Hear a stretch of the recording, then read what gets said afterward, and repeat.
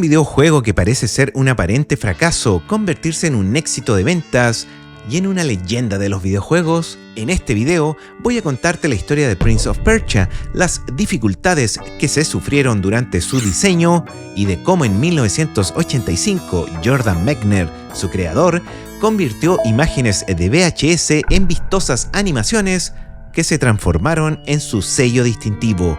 Yo soy Frognum y en este video te invito a recordar a Prince of Persia, pero como sabrás, cada historia tiene un comienzo. Antes de Prince of Persia, su creador, el joven Jordan Mechner, daría sus primeros pasos en la programación en el Apple II, computador muy popular en Estados Unidos y que se convirtió en la máquina perfecta para que muchos jóvenes realizaran el sueño de muchos, programar su propio videojuego. Sí, para cumplir este propósito, Mechner se suscribió a revistas como Creative Computer o Soft Talk. Así, de esta forma pudo clonar alguno de los arcades de su época y adquirir la experiencia necesaria para adentrarse en este fabuloso mundo. Pero era hora de dar un paso más allá. Ya en su primer año de universidad y con sus objetivos creativos más definidos, el joven programador comenzaría a desarrollar lo que sería la primera de sus célebres creaciones, el Karateka. Sí, quizás lo conozcas por su versión de los computadores Atari o el Commodore 64, pero lo cierto es que el origen de este clásico estuvo en el Apple II, donde sus limitaciones de memoria, 48 kilos para ser exactos, su poca versatilidad musical, establecían límites que Mechner parecía dispuesto a romper. En el Karateka encarnaremos a un artista marcial cuya misión es rescatar a su prometida Mariko de las manos de Akuma, un samurái que la mantiene prisionera en lo alto de una montaña. A través de 4 escenarios de desplazamiento horizontal deberemos enfrentar a una seguidilla de guerreros comisionados a darnos muerte. Acá solo tendremos combates 1 a 1 y nuestros puños y pies serán nuestras únicas armas. Lo interesante en el Karateka es su aspecto cinematográfico, pues pese a ser un juego de aventuras, sus cinemáticas cuentan con una precisión única, la historia que se va desarrollando, sin imprimir texto alguno en pantalla. Resulta maravilloso ver cómo el ingenio y las ganas de innovar empujaron a este joven programador a idearse un propio método para generar sprites del protagonista sumamente fluidos para su época, estableciendo a partir de ese punto un sello en sus producciones personales. Y así, con una cámara de Super 8 mm en mano y con la ayuda de su padre Francis Mechner, Jordan pudo registrar los movimientos y secuencias del personaje principal del juego y a través de un complejo proceso llevarlos dentro del Apple II en lo que él denominó como rotoscopía 1.0. La rotoscopía es un proceso de animación en donde para obtener fluidez y realismo en las imágenes, cada cuadro se calca desde una proyección realizada en video o película previamente realizada por actores reales. Películas como Blancanieves de 1937 o la serie Master of the Universe de 1983 utilizaron esta técnica cuyo realismo y fluidez son sus principales características. Pero volvamos al Karateka.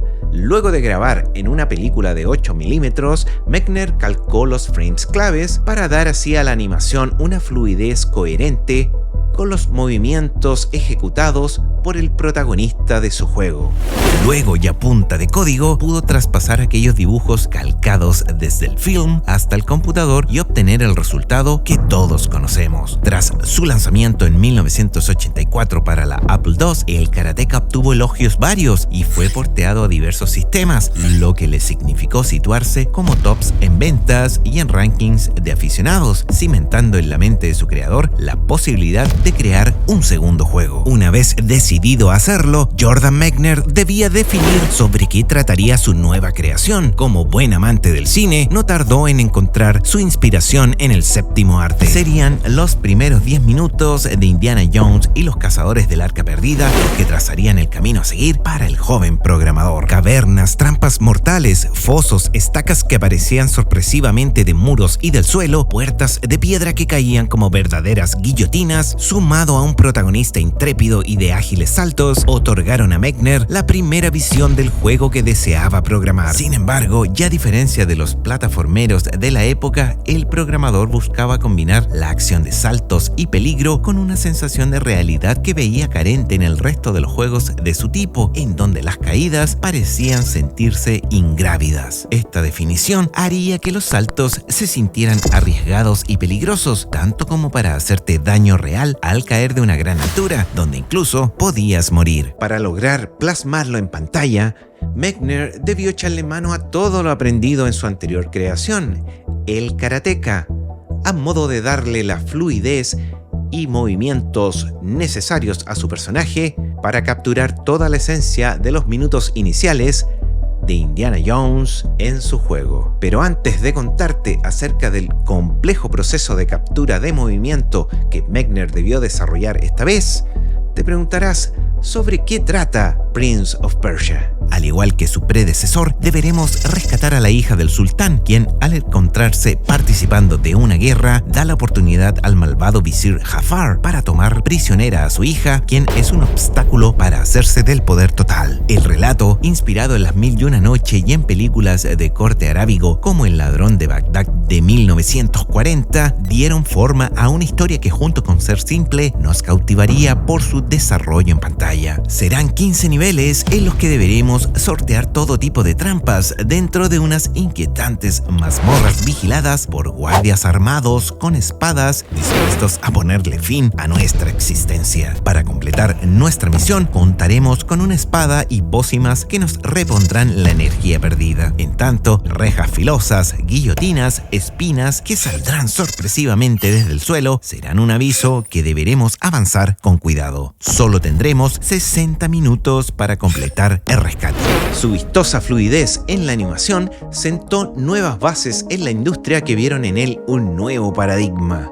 Juegos como Another World o Mission Impossible dieron cuenta de ello. Pero, ¿cómo se llevó a cabo este proceso y qué tan distinto fue del realizado para el karateka? A diferencia de lo realizado años antes, la tecnología VHS y sus respectivas cámaras ya estaban disponibles en varios hogares estadounidenses. Así, Mechner aprovechó la versatilidad de este formato para grabar las secuencias de movimientos requeridas, como saltos, agacharse, colgar y pender de un muro, entre otras, utilizando a su hermano como modelo. Si bien el proceso resultó exitoso en su primera etapa, se enfrentó a una dificultad extra que no tuvo en el karateka. Al pasar de una cámara de Super 8 mm a una en VHS, también lo hizo de película a cinta magnética, por lo que ya no le era posible dibujar los frames sobre el film. Para esto, Mechner se las ingenió con un nuevo sistema que consistió en detener los cuadros de su interés grabados en VHS y fotografiar directamente la televisión. Una vez revelada la película, con un marcador y corrector redibujó al personaje resaltando sus contornos. Finalizado este paso, fotocopió las imágenes en secuencia y obtuvo imágenes planas del personaje contrastadas sobre un fondo negro. En promedio, cada animación constaba entre 6 y 12 frames. Ahora te preguntarás, ¿cómo hizo Mechner para ingresar las imágenes dentro del Apple II, siendo que este no tenía entrada de video? Y la idea era no codificar los sprites tal como lo había hecho para el karateka. La solución llegó en una placa digitalizadora para el Apple II que podía convertir una imagen de video en una captura digital en la forma de una imagen fija. Todo un avance para 1985. Luego, con la ayuda de un software de edición de imágenes, Mechner pudo editar cada cuadro, recortando segmentos y afinando bordes para obtener una animación fluida. Esto supuso un problema adicional para el programador, ya que, como te señalé, las animaciones podían ir desde los 6 hasta los 12 frames por acción, ocupando una gran cantidad de memoria para un equipo como el Apple II, que solo contaba con 48 kilobytes de memoria, los que además eran compartidos para los apartados sonoros y la programación misma del juego. Y fue aquí donde Mechner entró en un verdadero cuello de botella, tanto en lo informático como en lo conceptual. Si bien en 1988 el juego se encontraba en una etapa funcional, su creador aún sentía que le faltaba algo que hiciese sentir a los jugadores emoción al jugarlo. Ya con 2 años de desarrollo a cuestas y con un Apple II siendo desplazado por máquinas más potentes y con mejores prestaciones para jugar, Jordan Mechner se vio en la encrucijada de encontrar las piezas que le faltaban para completar su idea de juego o lanzarlo a riesgo de fracasar. Su visión inicial fue situar a un personaje que no combatiría, sino que inserto en un medio violento como las mazmorras, sortearía todo tipo de trampas para cumplir el objetivo de rescatar a la princesa. Pero pese a tener esa parte completada y funcional, había una pieza que faltaba y que no permitía darle esa sensación de completud que el juego requería. Por otra parte, las limitaciones del sistema le impedían contar con espacio para sumar a un eventual antagonista. En muchas ocasiones, las soluciones provienen de lugares que ni siquiera nosotros mismos imaginamos. Así fue el caso de Prince of Persia. Mientras Mechner desarrollaba el juego, compartía oficina con otros amigos quienes, sumidos en sus propios proyectos informáticos, aportaban observaciones que en algunos casos se tornaron soluciones. Una de estas compañeras era Tommy Pierce, quien mientras desarrollaba software educativo y tras ver incontables veces a Prince of Persia, siempre sugería a su creador incorporar combates para ganar en diversión. Abrumado por contravenir la visión inicial de su juego, Mechner además no contaba con el espacio en memoria suficiente como para animar fluidamente a un adversario. Pero en junio de 1988, una conversación en profundidad con Pierce le dio la luz y la respuesta que buscaba: utilizar una instrucción llamada Exclusive OR del Apple II que le permitía clonar un mapa de bits pero con un bit desfasado, teniendo como resultado un espejo del protagonista pero en una tonalidad oscura y fantasmal. Había nacido Shadow Man, el adversario que Prince of Persia necesitaba. Posteriormente, y por una idea de otro de sus compañeros, nació el concepto de hacerlo surgir desde un espejo corriendo en otra dirección para realizar todo tipo de cosas que dificultarían la misión del protagonista. Hacia el final del juego deberemos enfrentarnos a Shadow Man en una batalla que, de desarrollarse normalmente, eventualmente nos hará morir, por lo que su resolución es guardar tu espada y correr hacia tu doble opuesto para fundirte con él. Recuperarás así la energía perdida de cara a la batalla final con el Gran Visir. Lo más fantástico es que muchas de estas dificultades técnicas que enfrentaban los desarrolladores de antaño se transformaron en ingeniosas soluciones que llevaron a productos como Prince of Persia a un estado superior, convirtiéndolos en verdaderas leyendas. Pero aún quedaba algo más por sumar al juego. Ya con Shadow Man integrado al juego, Mechner pudo aprovechar 12 kilobytes extras escondidos en la memoria del Apple II para poder realizar una última adición al juego: guardias que poblaran las mazmorras. El desafío entonces sería cómo animar estos combates con espada.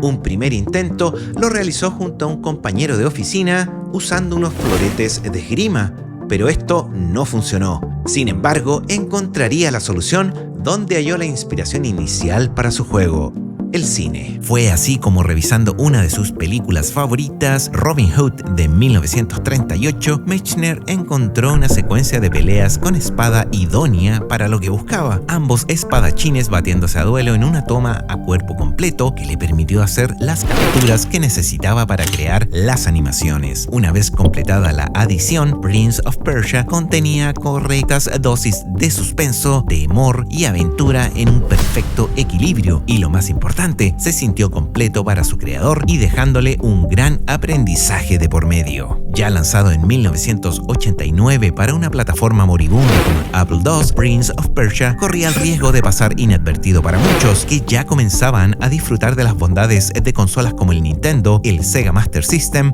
e incluso de sistemas como el Amiga, el Atari ST o de PCs IBM y compatibles. Y pese a sentir que había perdido la carrera contra el tiempo, Mechner tuvo una segunda oportunidad para lograr que el juego que le había tomado casi 5 años en desarrollar se convirtiera en todo un éxito de ventas y una leyenda de los videojuegos. Me refiero a los ports. Su tremendamente popular versión para DOS, que me atrevo a decir fue donde la mayoría de nosotros conocimos a este gran juego, junto con otras para Amiga, Macintosh, Atari ST y posteriormente Sega Master System, Nintendo e incluso Super Nintendo, rescataron a un juego y le dieron el sitial que siempre mereció.